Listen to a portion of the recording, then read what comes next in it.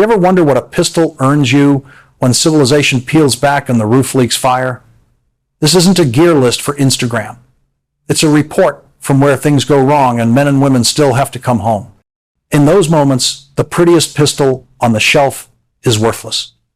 What matters is the one that keeps breathing after mud, blood, and a 3-day patrol. Reliability is not a marketing line. It's the difference between a heartbeat and cold silence. Forget glossy logos. In the places where smoke hangs for weeks, Eastern Europe, the Levant, fractured stretches of Africa and Latin America, choices are made on proof, not on press releases. Operators don't tolerate rattling parts, slides that bind, or sights that wander. When you are moving under fire, you need a sidearm that survives being dropped, buried, dunked, and still goes bang. That's the metric. Continue or fail. This list tracks what real teams reach for when failure means a life. These pistols show up in field photos, in encrypted message boards, and in the hands of people who haven't got time to tinker. They come threaded and optic-ready. They are sealed against sand and grit. They balance like a tool you can forget until you need it. We'll work down from 7 to 1, and by the end you'll see why contractors trade glossy trademarks for pistols that simply do their job under punishment. First up, the RX Delta Gen 2 Tactical, a Southern European underdog that quietly earned a brutal reputation. Born in Slovenia and engineered for usefulness over theater, the Delta slipped into the hands of contractors who were tired of upgrading factory guns to meet combat realities. Right from the box, it's suppressor capable with a 4.6-inch threaded barrel and an optic cut slide with suppressor height sights.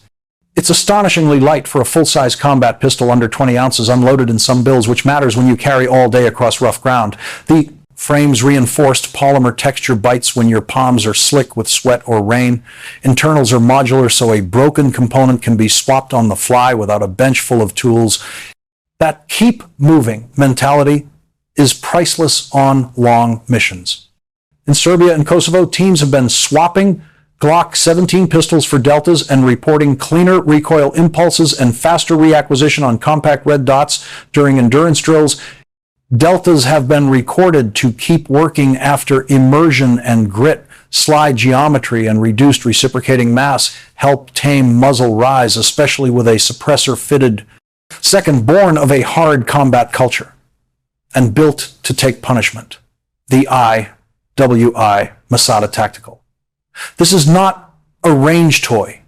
It's a modular concept, a serialized core you keep while swapping grip modules, slides, and even calibers to match a shifting mission set. That's logistics thinking, not marketing spin. Forward teams love it because one serialized heart simplifies supply lines on extended deployments where parts and time are limited. The Masada ships in tactical trim, a 4.6-inch cold hammer forged threaded barrel, suppressor height sights, optic-ready slide compatible with multiple footprints, and fully ambidextrous controls. Internals are sealed against sand and dust, a tiny feature that becomes life-saving in desert patrols where grit meets heat. The trigger and grip geometry move recoil as a forward push rather than a snatch, producing faster follow-ups in tight spaces. Armorers praise the reduced parts burden. Operators praise that they can forget the gun and just shoot. Beretta makes guns like a stubborn clockmaker who refuses shortcuts. 5 centuries of solving problems for soldiers and police means their answers don't come from focus groups, they come from the field.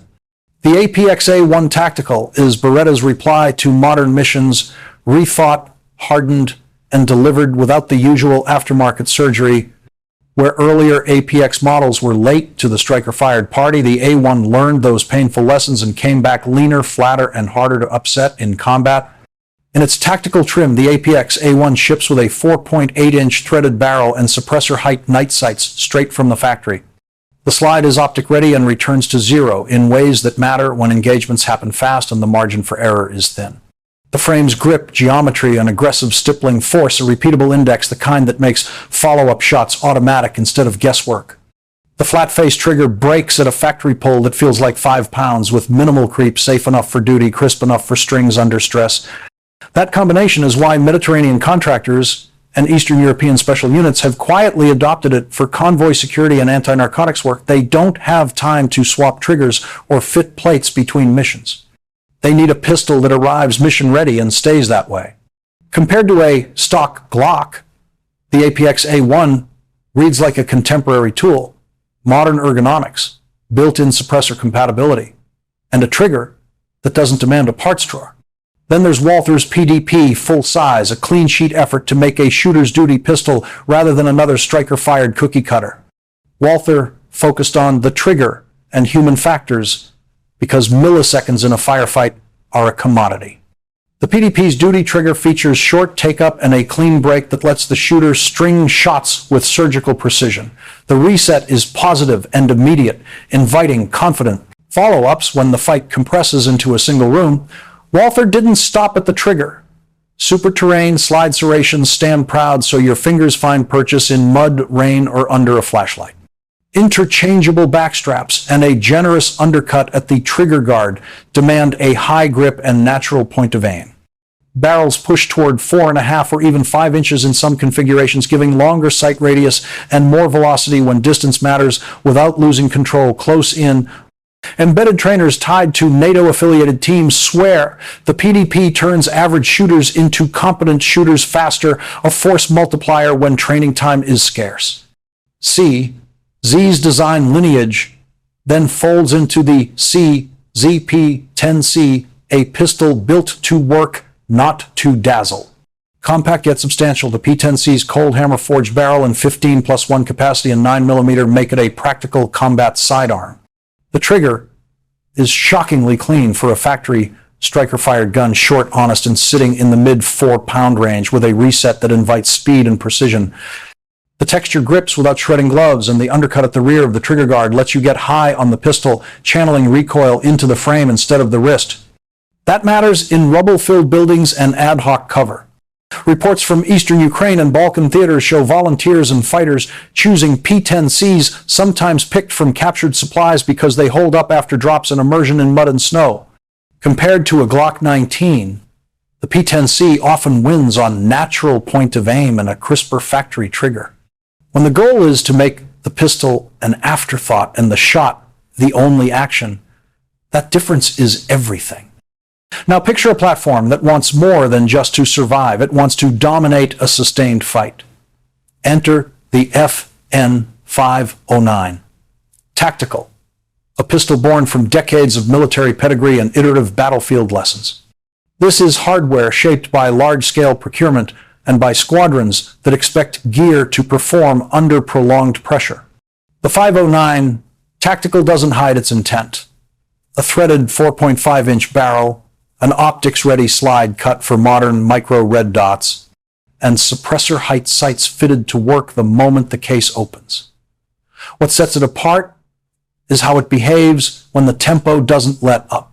The slide geometry and extractor design favor consistent ejection and clearing under stress. The slide milling trims reciprocating mass so the recoil impulse is more controlled, which keeps your sights usable during strings of fire. Controls are oversized so gloved hands can still move the gun reliably. Those are small design decisions that add up when you're doing convoy escorts or interdiction missions where reloads are a liability and sustained engagement is a reality. Capacity is another battlefield feature. The platform accepts extended magazines that push total rounds into the 20s, giving teams a volume advantage in close urban fights. Think of a compact carbine's rhythm from a pistol-sized footprint. That extra capacity isn't vanity. It's the difference between buying an extra 5 seconds and having to clear, reload, and re-enter a lethal window. Contractors operating in Africa and DEA-aligned teams in South America have put these pistols on manifest because they want that extra margin without sacrificing immediate control. Field reports circulating in closed channels show FN pistols in convoy perimeters, interdictions, and close-quarter actions, places where capacity, immediate control, and suppression doctrine align. Compared to a stock Glock, the 509 yields features that are mission-first: optics, readiness, threaded barrels, and control layouts tuned for stress rather than showroom polish. The image that circulates more than any spec sheet is blunt: a pistol duct taped under a vehicle seat, optic mounted, magazine loaded, a ready tool for a decisive moment. It tells you what operators care about: readiness and durability over aesthetic perfection. At the apex sits a pistol built to steal seconds and add certainty, the Staccato P. Evolving from the STI 2011 lineage, this handgun refuses compromise. It blends the crisp feel of a single-action 1911-style trigger with a modern double-stack chassis that delivers capacity without surrendering trigger quality. The match-grade bull barrel and the heavy, balanced frame make the gun feel like an extension of the shooter. When you pull the trigger, the world narrows and the shot lands where you meant it again and again. That union of surgical trigger and dense chassis pays off in split times and groupings, translating into decisive outcomes in contact. The Staccato's optics-ready slide eats modern micro red dots, and the flared magwell plus aggressive stippling make reloads predictable even when hands are shaking. Ambidextrous safeties and controls cater to operators who transition shoulders or work in dynamic formations. Yes, it costs more, sometimes double or triple the price of a comparable service pistol, but when teams calculate mission success in lives and seconds, that premium is an investment, not an expense. So where does that leave Glock? The platform remains ubiquitous for a reason: simple, dependable, and endlessly serviceable. But when failure is not an option, operators judge pistols by battlefield problems: solved, suppression, readiness, sustained capacity doctrine, ergonomics that force correct index under duress, and internals that eat grit. These choices are not about brand loyalty. They are the distilled answers to a brutal question: which gun keeps working when everything else stops? Here's how operators answer that brutal question in the dark. They pick tools that solve the problems they actually face, not the ones glossy ads want them to imagine. You want a pistol that survives being buried under a boot, still clears a chamber after a river dunk, and hands you a clean sight picture on the second trigger press. That list we walked through, it's a cross-section of real solutions: suppression, readiness, serviceability under grime, ergonomics that force a correct index when stress takes over, and magazines that let you fight longer without stopping. Listen to the quiet truth: mission success gets measured in seconds and measured in tiny, unsexy design choices. A suppressor-ready barrel threaded from the factory removes a post-purchase scramble. An optic cut that returns to zero saves the moment you need to make a fast, precise hit. A slide profile that resists grit, and a sear geometry that doesn't require a gunsmith to tune. Those are the features that win fights. When a team stashes a pistol under a seat with duct tape and an optic bolted on, they aren't making an aesthetic statement. They're buying readiness. Think logistics. The Masada's serialized core is more than clever engineering, it's a supply chain advantage. Swap grip modules, change slide footprints, keep one serialized heart, and you cut the parts tail that kills deployment speed. The Delta's lighter reciprocating mass isn't about softening recoil so you can feel fancy. It's about getting the sight back on target faster when the room explodes into movement. The APX-A1's flat-faced trigger and factory returning plates aren't convenience. They are fail-safes for short training cycles and long missions. And where the Staccato P sits at the summit, remember why teams will pay up. When your split-second choices decide outcomes, a surgical trigger and a chassis that drinks recoil for breakfast are force multipliers. Yes, the price is real, but investments are weighed against save time, fewer mishaps, and more hits on target when adrenaline makes your hands betray you. This isn't a call to abandon Glock. The Glock lineage is built on simplicity and a serviceability model that fits entire forces and armories. But understand the nuance. Ubiquity does not equal optimality for every mission set. When suppression doctrine, sustained engagement capacity, or rapid optic integration are non-negotiable, operators pivot to tools that minimize mitigation work and maximize immediate capability. Field feedback often reads like war poetry. Blurry images of pistols with mud crusted into slide cuts. Reports of red dots holding zero after vehicle blasts. And veterans swearing a particular platform simply refused to quit when everything around it broke. Those anecdotes are the data used in cold rooms where teams decide loadouts. They add up. Repeated survival under immersion, reliable magazine function when grit is present, and ergonomics that enforce a natural point of aim, those are the operational truths that turn a pistol from accessory to lifeline. So what do you do with this? If you carry for duty or run high-risk operations, stop measuring pistols by the aftermarket list and start by mission match.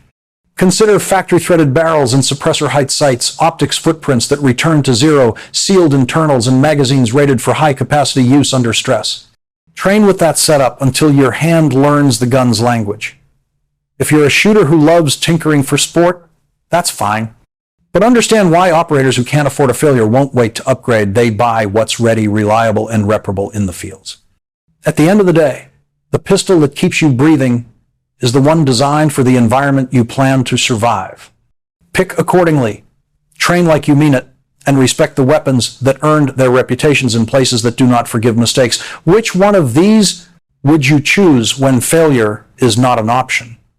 Say it loud. The debate belongs to those who have to bring people home.